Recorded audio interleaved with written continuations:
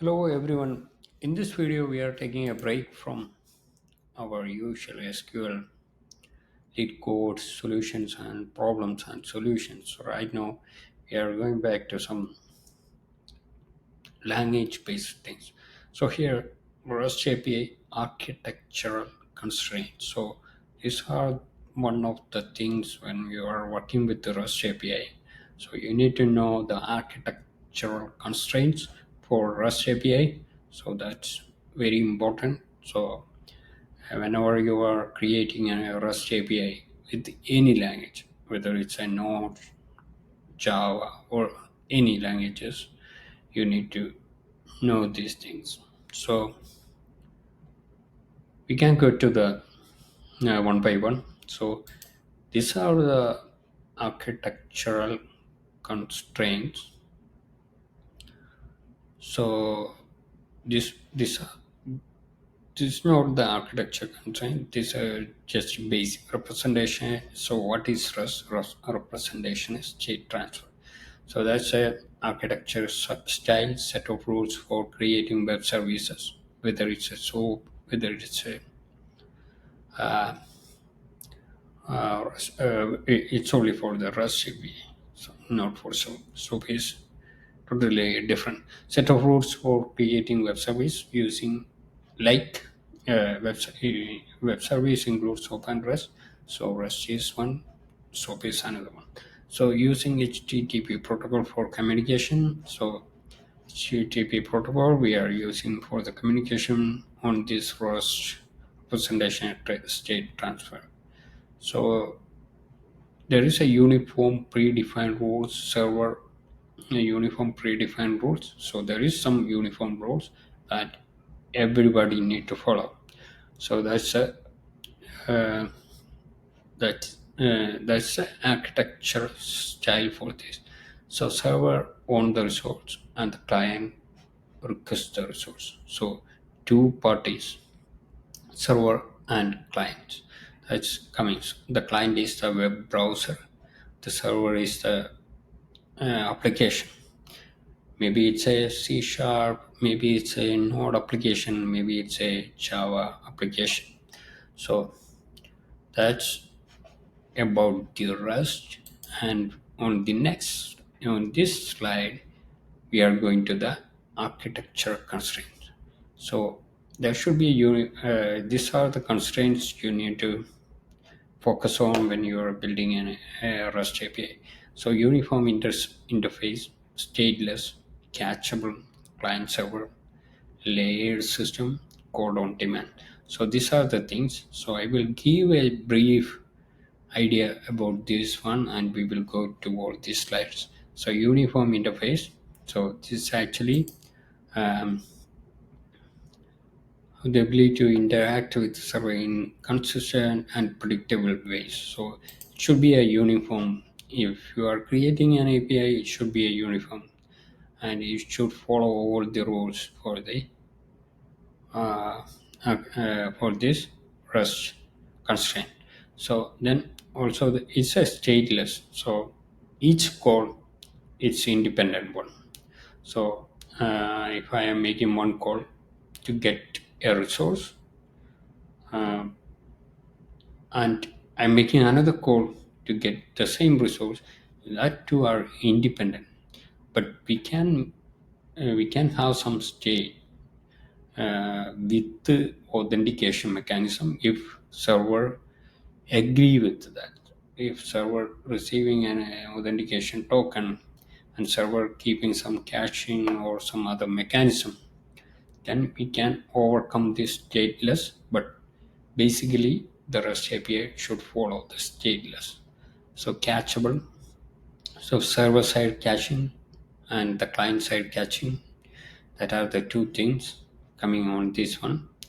That's actually possible. So client and server. So that's we already discussed client and server model. That's the REST API model. Layered system, there will be you can have layered architecture in the REST server side and also in the client side. Server side, you can have something like some system for security, some layer for security, some layer for um, load balancing, and some layer for authentication that's coming on the security and other thing. Code on demand, this is actually an option one. So where server can send some code, and client can accept that code. So this actually coming into picture if the REST API is serving different environments like mobile and mobile application itself, so many varieties for iPhone, Android, and also the web. There is some another one. In that case, this will be a one thing, but this is an option. You don't need to have that one. So we can go to the uniform interface. REST is a client-server model, and clients should have the ability to interact with the server in a consistent and predictable way. So consistent and predictable way that we can achieve by these things, resource base. So the URL that provide the REST API should resource base. So usage, books, that kind of things. So whatever the resources you have, you need to provide. And also there is some standardized methods, get, post, put, delete, as mentioned here. And it should be stateless, that's coming on this one. Also self describe and response, details about the content, and HATEOAS, further action URLs. So this is also part of self describing. You will have uh, other URLs. So if you are getting all the books or all the books in a URL, to get a particular books, you can have a URL specific to that. So I will show you some HATEOAS example on the go when we are reaching on this place. So that's talking about uniform interface. Uniform interface basically means this get and post, put, delete things, and the URL itself. So then stateless, no server-side memory, self-contained request. So there is no server-side memory required, but you can have, that's option, but that's not necessary for the rest. So self-contained request. So the request independent. So it's not dependent on the previous request. So in that case, so self-contained request. So one endpoint, the request is independent from the previous request. That's mean by this one. Benefit benefits of statelessness. Scalability, you can improve, you can add additional endpoints as whole independent, and simplicity, you can the server need not worry, the client need not worry about anything. So client always will get the response in the way. And reliability and flexibility. Flexibility means um, you can have multiple clients, multiple types of clients, iPhone app, Android app, that kind of things. Reliability, I need to check that thing. Let me go through that one first. Then, so security. 1 minute.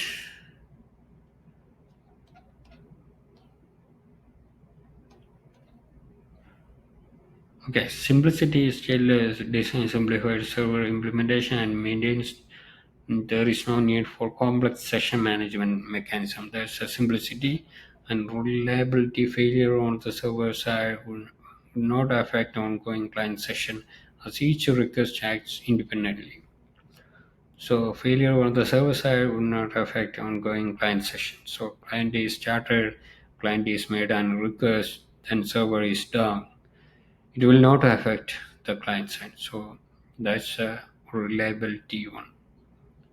So that's all about the statelessness. And we can go to how to overcome stateless authentication token. That's I already mentioned. And cookies. You are storing something on the previous request and sending that back to the server. That's where you can overcome statelessness. So self-describing messages, that's another one that we discuss here. So here it's not an architectural constraints, it's coming on the this one, uniform interface. So we are not completed uniform interface right now. So in that one itself, we are self-describing response. Self-describing response means so client understands the server response without prior knowledge about the service. So there is a lot of information available on that API call response itself. So client can understand from the headers on the content tag on the payload. This has so many benefits. Reduce coupling. So server and clients are totally independent. So it's a it's a less coupled system. So that's one. Easier maintenance. So the maintenance will be very easy because uh, because client can understand from the response itself. So we don't need to worry about if I'm making some modification. So client can understand from the in the header itself. So that kind of things, and also the self-describing messages payload itself, client can understand something. Additional things we can include media type documentation swagger or something like that to make it more self-describing. Then HATEOAS hypermedia changing. So I will give you an example response on HATEOAS.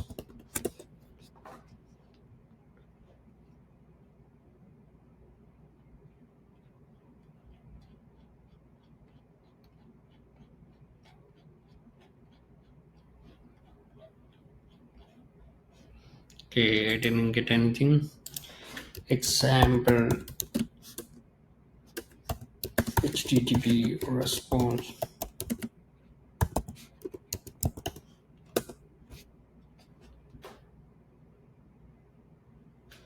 Okay, I got something.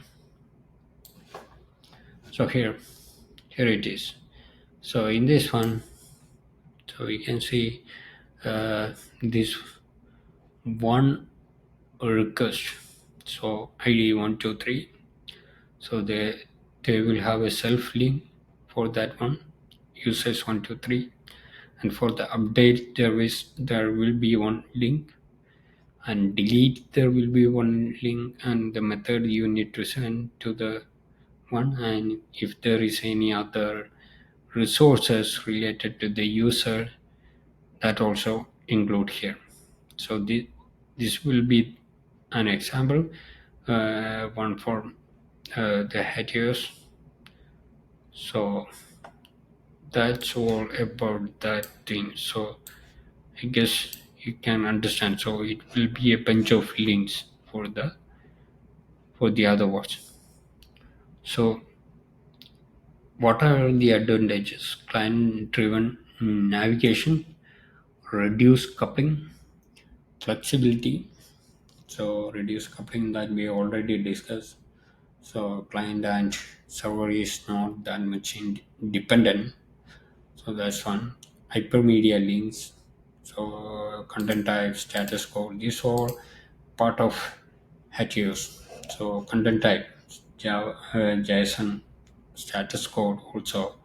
So if status code is something different, if status code is 200, then client can check for the links. Otherwise, uh, they don't need to check. Content type also matter. if it is sending some HTML in some scenarios like the survey is not responding or error scenarios.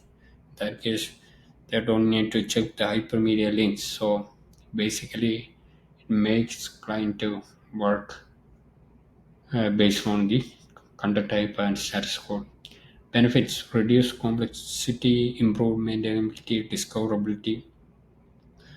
So this actually reduce complexity. Some drawbacks also there: initial learning curve, complex responses, and also in secure scenarios sometimes it's not that much preferable because the REST API will include all the information about the server. So some security concern is there, but it's only apply if your REST API need to be more secure. So reduce complexity, improve maintainability, discoverability. So that's the benefits. Which we already discussed so many times, so I am not going to discuss it again. So then we can go to the client side caching, cacheable. So I guess we are going to the cacheable things right now. The stateless we already discussed, so we are going to the cacheable things. Client side caching, client application can cache, server side in memory cache and dedicated cache. So there are so many caching mechanisms on the server side that's available or you can use. Cache invalidation, that's another thing. So you can have cache aspiration. So that's the one. So in the server side, you can say it, and also in the cacheability in REST response, server can control client caching also, cache control. So saying like you don't need to cache this, no store to prevent caching entirely or expire. So after that time, the caching should be expiring the client side. Benefits: improve performance, reduce service load, increase scalability, enhance user experience, improve performance, reduce server load. Server load will be reduced if you are caching and increase in the server side. So you don't need to fetch in the database and again make the response. You can provide from the cache itself, increase scalability. So you can uh, increase the scalability also in this scenario. So without affecting some of these things, I mean, you will get a more room to add additional features. So enhance user experience. User will get the response very quickly. You don't need to wait too long. So that kind of things are there. And other than that, so we reach on the catchable. Designing catchable REST API, identify resources that are frequently accessed and relatively static. That you should keep in mind. So the main, the main, uh, so the main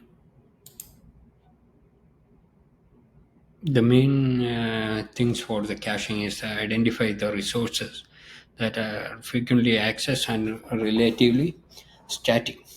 So you need to find the best resources that need to be cached. Otherwise, it's going to be more complicated. So if uh, frequently changing data, probably you don't need to cache. So frequently changing data, you make it as a not cacheable. The server side, set appropriate cache expiration time. That's also a matter. Set appropriate cache expiration time. So if you're setting 1 day caching or something like that, and that data is changed uh, after 5 minutes, it's going to be a more complicated. So mechanism to invalidate cache if resource updated. So if there is any cases the resource is updated, you have the mechanism to invalidate that cache. So most of the modern cache will have that facility, so you don't need to worry if you are implementing that kind of things. So separation of concerns. So client server. So that's also another constraint. Separation of concerns, client and server. So client and server working independently, and you have multiple clients. So that makes so many rooms for evaluation. So independent evaluation, well-defined interface, resources, standard methods in the server side, because server doesn't care about the clients. So server only care about the REST architecture constraints. So server make a uniform interface and uniform standard for the REST client. Uh, the client need to use that. So statelessness, we already discussed that. Benefits of client-server constraints: scalability, simplicity, interoperability. That's already discussed. Scalability. So client-server, client working independently, server working independently. You don't need to worry about anything. So interoperability.